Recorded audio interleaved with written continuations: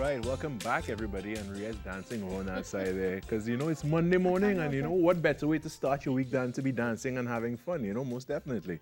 I am joined here by Robin Edwards because it's time for Therapy Works on now, and Robin is a speech language pathologist, if you didn't know before. And we're going to speak about the benefits of play. Play. Good morning, Robin. Good morning. It's always so much fun to come and be here. That extempo was just fantastic. I love it so much. So play. Just like the extempo, it's a great way to kind of segue.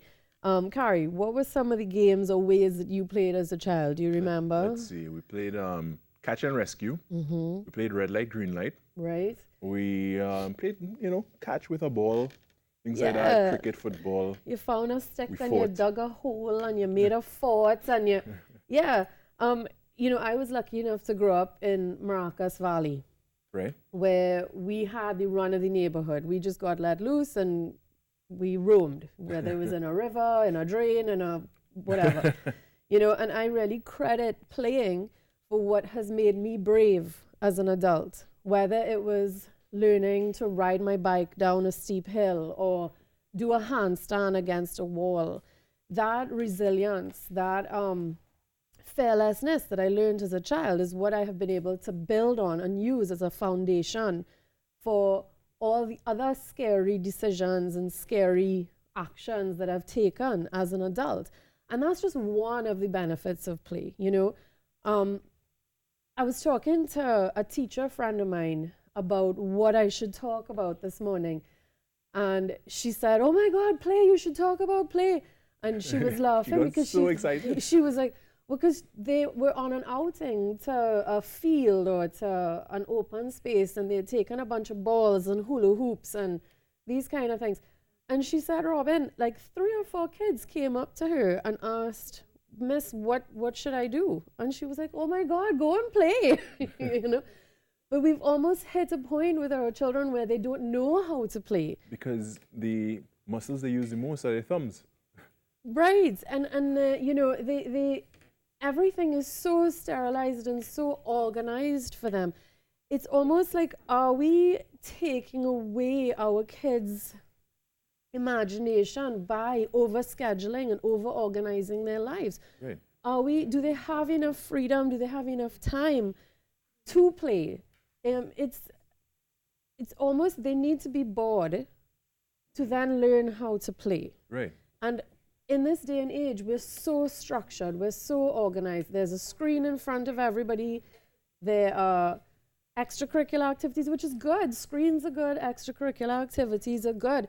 But kids also just need to be given the chance to play, to imagine, to Right. dream, So just quickly, some of the benefits of play, right? Imagination.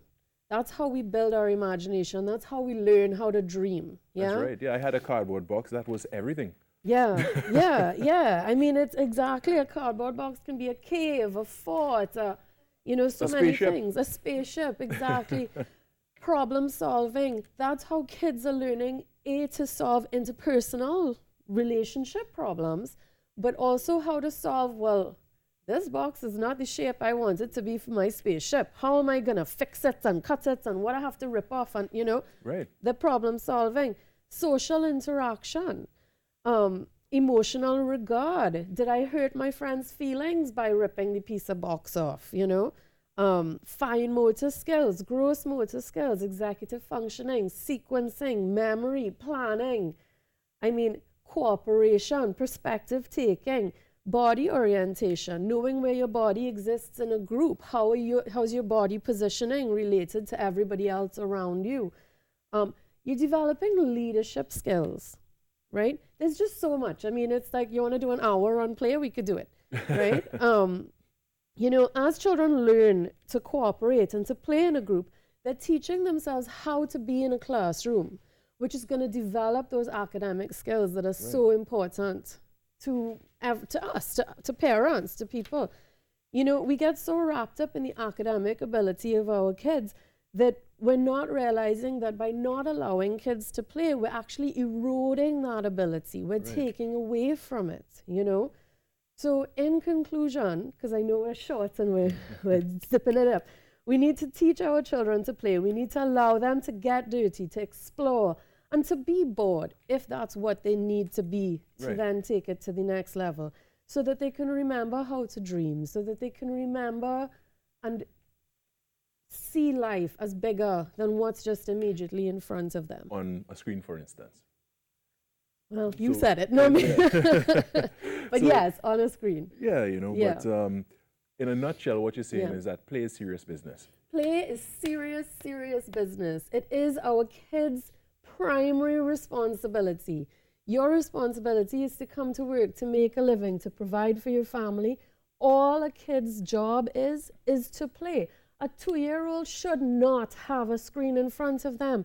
They need to learn to be present, whether it's waiting in line in a bank, whether it's, and I know that I don't have any 2-year-olds around me right now, so that's a lot easier said than done. But that's what they need to do. We need to take a book, read to our kids, build that imagination, build that attention span. You know, so many, there's so much richness that a child can gain From the real world. from being present where they're at, not detaching Right. with a screen, or not having parents worrying about getting dirty, because I know that these are real things that parents worry about, Of right? course. It is, safety is a factor that can affect and can reduce or limit how much freedom parents are willing to give their kids.